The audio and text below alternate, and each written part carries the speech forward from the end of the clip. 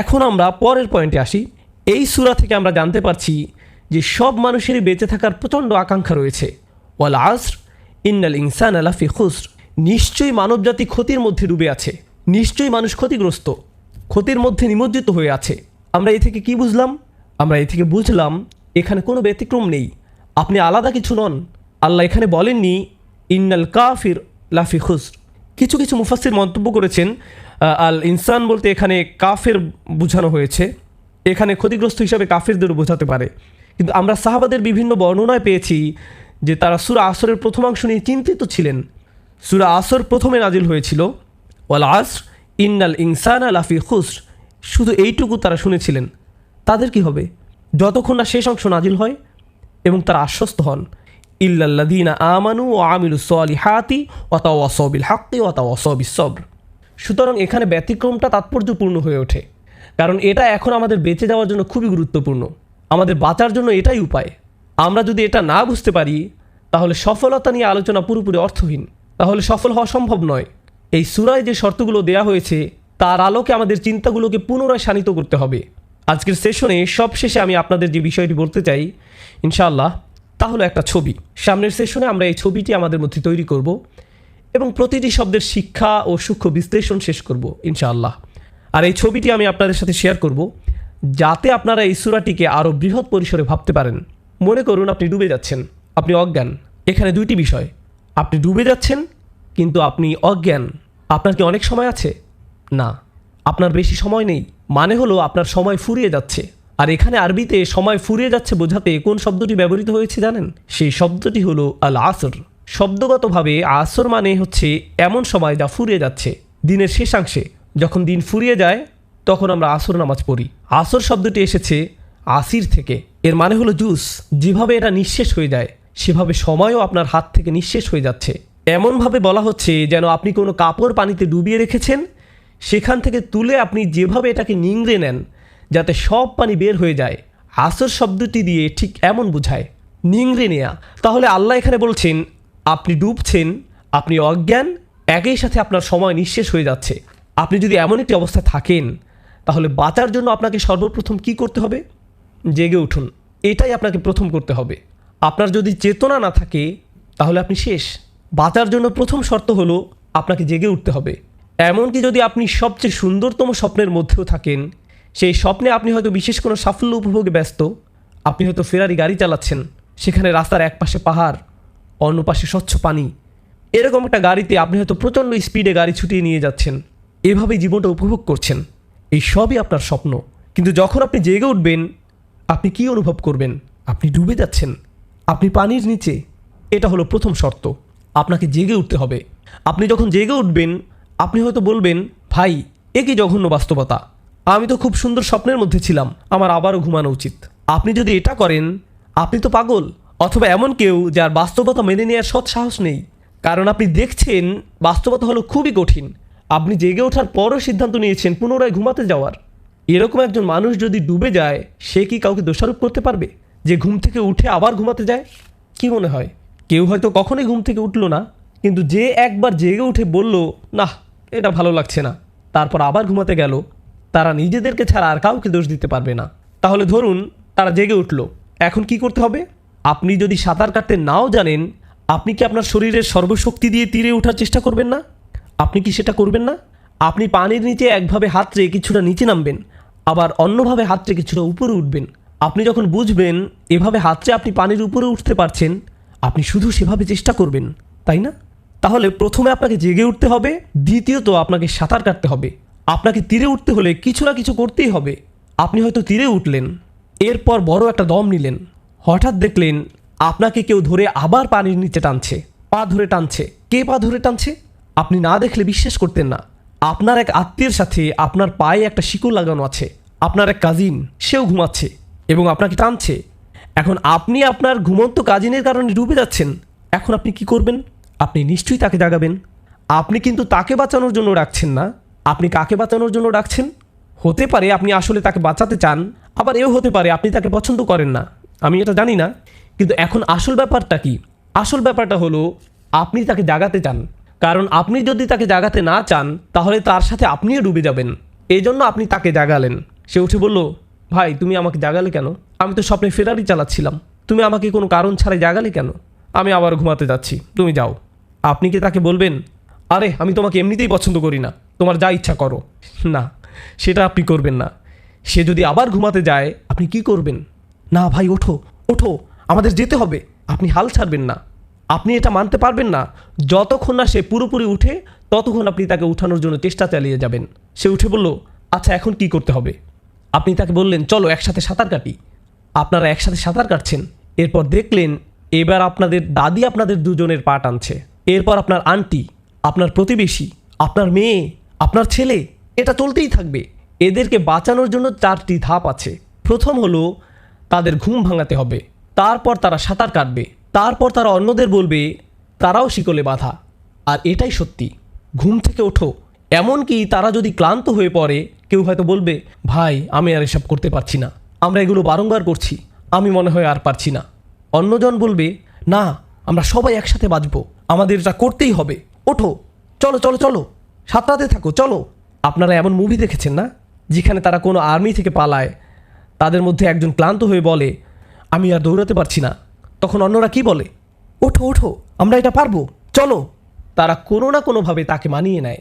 যদিও সে ভেবেছিল সে আর দৌড়াতে পারবে না, তারা একে অপরকে তাগিদ দেয়, কারণ তাদের বেঁচে যাওয়া একে অপরের উপর নির্ভরশীল। তারা প্রচণ্ডভাবে একে অপরকে তাগিদ দেয়। আল্লাহ এই সূরার শেষে কি বলছেন? প্রথমে বলছেন ওয়াল আসর, সময় শেষ হয়ে যাচ্ছে। তারপর তিনি বলছেন ইন্নাল ইনসানা লাফি খুসর, মানবজাতি ক্ষতির মধ্যে ডুবে আছে। এ দুটো মিল বুঝতে পারছেন? মানুষ ক্ষতির মধ্যে ডুবে আছে। ব্যতিক্রম কি? ইল্লাল্লাযীনা আমানু, যারা বিশ্বাস করেছে। কি বিশ্বাস করেছে? আল্লাহ বলেননি আমানু বিল্লাহি ওয়া মালাইকাতিহি ওয়া কুতুবিহি ওয়া রাসূলিহি ওয়াল ইয়াউমিল আখিরি ওয়াল কদরি খাইরিহি ওয়া শাররিহি মিনাল্লাহি তাআলা ওয়াল বা'থি বা'দাল মাউত। এসব কিছুই না, তিনি এসবের কিছুই বলেননি। যদিও এই সবই এর অন্তর্ভুক্ত। এই সূরার প্রেক্ষাপট অনুযায়ী এই লোকদের সর্বপ্রথম কি বিশ্বাস করতে হবে? এটাই যে তারা ক্ষতির মধ্যে আছে, তারা ডুবে যাচ্ছে। আর তারা যদি এটা বিশ্বাস করে, তাদের ঈমানকে সংশোধন করে, তাহলে এরপর কি ঘটবে? তারা সাঁতার কাটবে, তারা উপরের দিকে উঠবে। আল্লাহ এই কাজটিকে কিভাবে বর্ণনা করেছেন? ওয়া আমিলুস সলিহাত, তারা ভালো কাজ করবে, তারা এমন কিছু করে যাতে এর সমাধান হয়। বলে রাখি, এখানে সলেহ শব্দটি বিশেষণ। সলিহাত যার শাব্দিক অর্থ হলো এমন কিছু যা কোনো কিছুর সংশোধন করে। কোনো কিছু ভুল ছিল, এটা সংশোধন করলো। অতএব তারা এমন কিছু করে যাতে পরিস্থিতি স্বাভাবিক হয়, যেন তারা সাঁতার কাটতে শুরু করলো। কিন্তু যেহেতু তারা অন্যদের সাথে যুক্ত, তাদের কি করতে হবে? ওয়াতাওয়াসাউ বিল হক, তাদের অন্যদেরকেও সত্যের ব্যাপারে বলতে হবে। তারা এই সত্য সম্পর্কে জানলো। এটা কিন্তু খবরু আনিল হক নয়, তারা এই সত্য সম্পর্কে জানলো না, না না না, তাদেরকে অন্যদেরকে জাগাতে হবে। ওঠো ওঠো, সামনে চলো, বারংবার বারংবার তাওয়াসাও, বারংবার তাওয়াসাও শব্দ দিয়ে বারংবার বোঝাচ্ছে। বারংবার তারা বলে এটাই সত্য, এটাই সত্য, এটাই সত্য। কেন এমন করে? আপনি যাদেরকে বাঁচাতে চাচ্ছেন, আপনি যদি তাদেরকে 20 বা 30 মিনিটের জন্যও জাগান, বা খুতবার সময়ে, বলুন তো খুতবার শেষে কী হবে? তারা আবার ঘুমিয়ে পড়বে, তারা আবার ডুবতে থাকবে। তাহলে আপনাকে কী করতে হবে? আপনাকে আবার তার কাছে যেতে হবে এবং জাগাতে হবে। তারপর তারা আবার ঘুমিয়ে পড়বে, আপনাকে আবারও তাকে জাগাতে হবে। এটাই হলো তাওয়াসাউ বিল হক। আর এটা করতে গিয়ে আপনিও ক্লান্ত হয়ে পড়তে পারেন, আপনি ধৈর্য হারাতে পারেন। এই জন্য আল্লাহ এটাও যোগ করেছেন ওয়াতাওয়াসাউ বিস সবর, আপনাকে চালিয়ে যেতে হবে। সবর মানে হলো ধারাবাহিকতা, অধ্যাবসায়, অনবরত করা, ধৈর্য ধরা। আপনাকে লেগে থাকতে হবে, আপনাকে চালিয়ে যেতে হবে, কারণ আপনার বেঁচে থাকা এর উপর নির্ভর করছে। দিন শেষে আপনি যদি এর সবগুলোই করেন, কিন্তু আপনার যদি ধৈর্য না থাকে এবং আপনি হাল ছেড়ে দেন, তাহলে কিন্তু আপনিও ডুবে যাবেন। তাহলে যদি ঈমান থাকে, আপনার যদি ভালো কাজ থাকে, আপনি মানুষদেরকে সত্য সম্পর্কে জানান, কিন্তু আপনার সবর নেই, তারপরেও আপনি ডুবে যাবেন। বাঁচার জন্য কয়টি শর্ত আপনাকে পূরণ করতে হবে? 4টি শর্তের সবগুলোই, 4টির সবগুলোই আপনাকে পূরণ করতে হবে। এগুলো গুরুত্ববহ, এগুলো প্রয়োজনীয়, তাই এগুলোর মধ্যে ওয়াও যুক্ত রয়েছে। এগুলোর মধ্যকার যৌক্তিক মিলটা বুঝতে পারছেন? ঈমান, আমিলুস সলিহাত, ওয়াতাওয়াসাউ বিল হক, ওয়াতাওয়াসাউ বিস সবর। এই পর্যন্ত অসাধারণভাবে এই সূরার বর্ণনা করা হয়েছে। এটাই হলো সূরা আসরের সার কথা। আল্লাহ তাআলা আমাদের নিজেদের বাঁচার কথা বলছেন, সত্যিকারই জাহান্নাম থেকে আমাদের নিজেদের বাঁচার উপায় বলছেন, ভয়াবহ ক্ষতি থেকে আমাদের বাঁচার উপায়, এই দুনিয়াতে এবং পরবর্তী আখিরাতে। কিন্তু জেনে রাখুন, এই সূরাটি হলো এই দুনিয়া নিয়ে, মূলত এটি হলো এই দুনিয়া সম্পর্কে। আমরা এটা কিভাবে জানলাম? আল্লাহ তাআলা ওয়াল আসর শব্দটি ব্যবহার করেছেন। সময় ফুরিয়ে যাচ্ছে। কোথায় সময় শেষ হয়ে যায়? দুনিয়াতে নাকি আখিরাতে? এই দুনিয়াতে সময় শেষ হয়ে যায়, পরকালে কখনো সময় শেষ হবে না। ফি জান্নাতিন আও ফি নারি আবাদা, হয় আপনি বাগানে প্রবেশ করবেন, না হয় আপনি অনন্তকালের জন্য আগুনে প্রবেশ করবেন। আল্লাহুম্মা লা তাজআলনা মিন আসহাবিন নার, আল্লাহ আমাদেরকে আগুনের অধিবাসী না করুন। শেষ কথা বলবো ইনশাআল্লাহ, এরপর আমি শেষ করব বিইজনিল্লাহ। এই সূরাটিতে আমি অনেক গুরুত্ব ও সময় দিয়েছি, কারণ আমি মনে করেছি এই শিক্ষাটি এতই শক্তিশালী এবং একই সাথে সংকটপূর্ণ যে আমাদের সবার পরিবারে এর উপলব্ধি আসা প্রয়োজন।